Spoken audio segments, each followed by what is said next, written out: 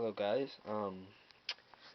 doing a care video for red-tailed boa constrictors, and the first thing I want to talk about is lighting, what type of light you should use for your boa constrictor.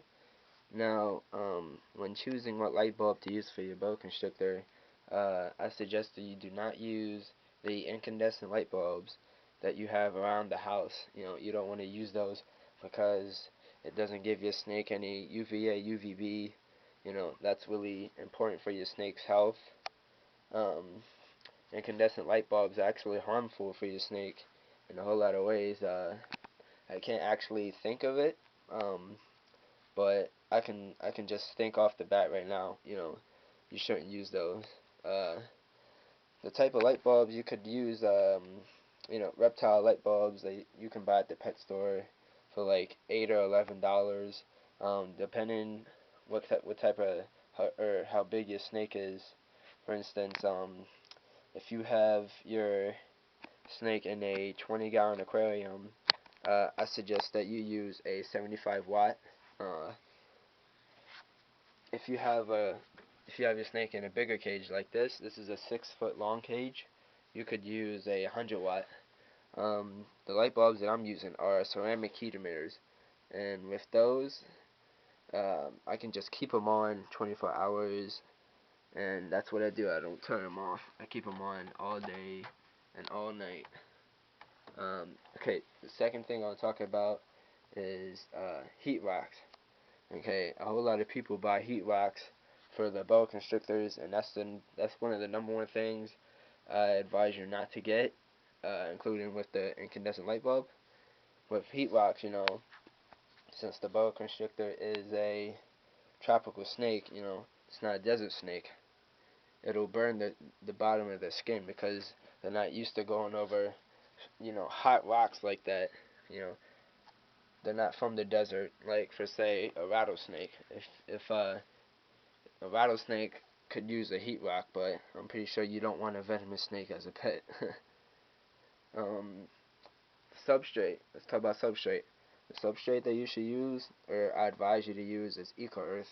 And the reason why I say Eco Earth is because with Eco Earth, if you're using some like the Reptifogger, as you can see there that it's on, what the Eco Earth would do is it'll soak up all that moist air, and it'll stay within the Eco Earth. So like if you had a substrate like Reptibark, you know, Reptibark, it wouldn't last as long. The moisture, it wouldn't last as long as say if you have Eco Earth. And for Eco Earth, I think you can get those at the pet store for like $8 a brick, and that'll pretty much cover up either a 10-gallon or a 20-gallon. They're pretty cheap. So next thing we'll talk about is the water. So like right here, that's Dante's water dish. It's a cleaned out, very cleaned out, a ferret box, like, you know, one of those ferret things. But I cleaned that out because I found it in the garage, and Dante uses that. He drinks out of there. He bathes in there sometimes, but mostly he just stays right here. He's right here because I have the light on. He only comes out at night. During the day, he either hides somewhere in there all day until night comes out, and he's just standing still because I have these lights on right here. I'm filming this at nighttime. So, if you depending what type of snake you have, if it's a small snake, you only need just a little tiny bowl. But for a big snake like him, he's not fully grown yet, but he's pretty big. He's going on 6 feet long, maybe 8, 10 pounds. You need a huge water dish like that, so then they can fully soak their bodies in, especially when their time comes when they start shedding. Because you don't want them to shed in pieces. So when you have their cage and it's like really moisture in there, uh, then they shed in one piece. But anyway, the humidity that it should be in there, right? I don't think you can see that, but it's actually at 60%, and I advise you keep your cage at either 50 or 60% uh, throughout the day and night. I have the Reptifog. I keep that on maybe for a half hour or an hour and then turn it off. It rises humidity up really high, so I advise you to do that. Another thing I want to talk about is what hides your snake should have. You know, where should he hide in? Um, this really isn't much of a big deal. You can probably have like a shoebox or something like that. You know, make a little hole in it, and your snake will probably go in there and hide. Uh, I have this log right here. He crawls underneath that. So, but mostly he just hides over there in that corner, coiled up. So pretty much not a big deal when it comes to hides. But you don't want to not have a hide. You know, your snake always wants somewhere to be safe and sound.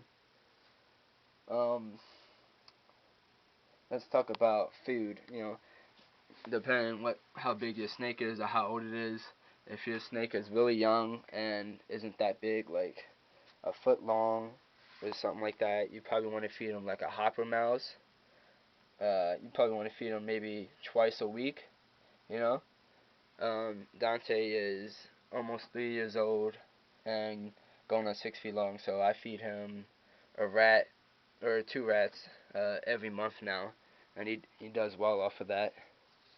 So, but as your snake gets bigger and older, you can feed him larger things like rats and guinea pigs or even bunnies, depending how large he is. He's a male, so he'll probably either get another foot long or up to 8 feet long, and then just get more bulkier.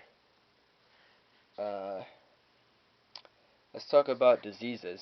So when you go to the pet store and you want to purchase a boa constrictor, make sure they're not pale in color, and make sure that they don't have something called mouth rot. Mouth rot is something that would kill a snake really quick. You can find mouth rot inside the snake's mouth. So like if you purchase the snake and you see him open his mouth and then the mouth looks kind of rotten on the inside, that's called mouth rot, and that'll kill a snake within a couple of days or a couple of weeks. Just look it up on YouTube, you'll see it. What else? I guess we can talk about what size cage you should have, depending on what size snake that you have. I have him in a 6 feet long cage, so. But yeah, if your snake's small, a 20-gallon would do good. Let's see what else is there. I don't think there's anything that should be talked about. You should have branches in there also so that they have something to climb around in. But yeah, that's all I can come up with. This is my first care video. So, but yeah, if you guys have any questions or anything you want to talk to me about, just leave them in the comment section below. Alright guys, see ya.